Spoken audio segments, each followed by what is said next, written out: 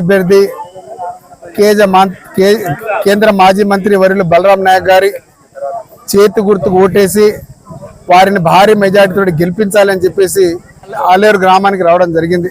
అదేవిధంగా ఇక్కడ 100 రోజుల కూలీలు పనిచేసుకున్నటువంటి రైతు కూలీలు ఉపాధి హామీ పథకం కింద ఈరోజు వారు ఇక్కడ పనిచేస్తూ ఉంటే వాళ్ళను ఓట్లు అభ్యర్థించడం జరిగింది. వారందరికీ మేము ఓట్లు అడుగుతా ఉంటే కేవలం వాళ్ళు ఇది ఉపాధి హామీ ఇచ్చింది కాంగ్రెస్ ప్రభుత్వమే, మాకు ఇంతకుముందు కాంగ్రెస్ ప్రభుత్వం ఉన్నప్పుడు రోజుకు 100 రూపాయలు కూలి వచ్చేది, కానీ ఇప్పుడు బీఆర్ఎస్ ప్రభుత్వం వచ్చిన తర్వాత 40 రూపాయలు 50 రూపాయలు కూడా రావట్లేదని వాళ్ళు అంటా ఉన్నారు. ఇప్పుడున్నటువంటి జనం మొత్తం కాంగ్రెస్ పార్టీని నమ్మి భారీ మెజార్టీతో మీకు ఓట్లు వేసినాం, మళ్ళీ రాబోయే రోజుల్లో బలరాం నాయక్ గారు కూడా ఓట్లేసి భారీ మెజార్టీతో గెలిపిస్తామనే ధీమా వారు మాకు ఇవ్వడం జరిగింది. అదేవిధంగా వాళ్ళందరికీ వివరించడం జరిగింది. కాంగ్రెస్ పార్టీ అధికారంలోకి రాగానే అనుకున్నటువంటి 6 గ్యారంటీలలో 5 గ్యారంటీలు మేము పట్టాలు ఎక్కించినాం, చాలా విజయవంతంగా నడుస్తూ ఉంది.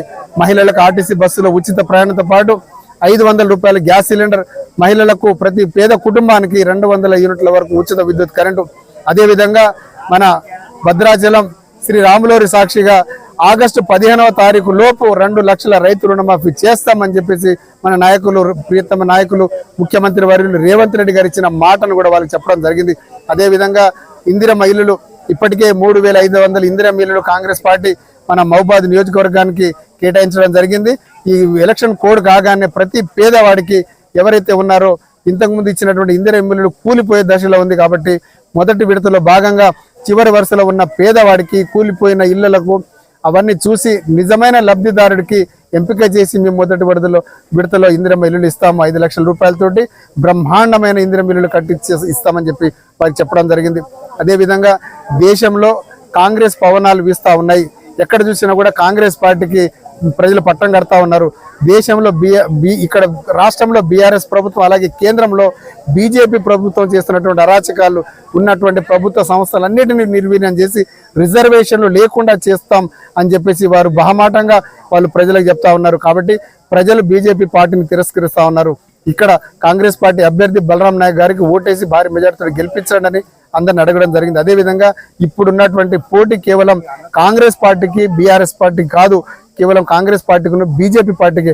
కాబట్టి మనం వేసే బీఆర్ఎస్ ఓటు మురిగిపోయింది, కాంగ్రెస్ పార్టీ కన్నా వేయాలని చెప్పేసి ప్రజలందరికీ చెప్తా ఉన్నా. ప్రజలు కాంగ్రెస్ పార్టీ నమ్మిండ్రు. ఈసారి కాంగ్రెస్ పార్టీ ఇంతకుముందు బలరాం నాయక్ గారు చేసినటువంటి అభివృద్ధిని చూసి వాళ్ళందరూ కాంగ్రెస్ పార్టీకి ఓటేద్దామని. రైతు బంధు ఇంతకుముందు 5 ఎకరాలకు వేసిండ్రు.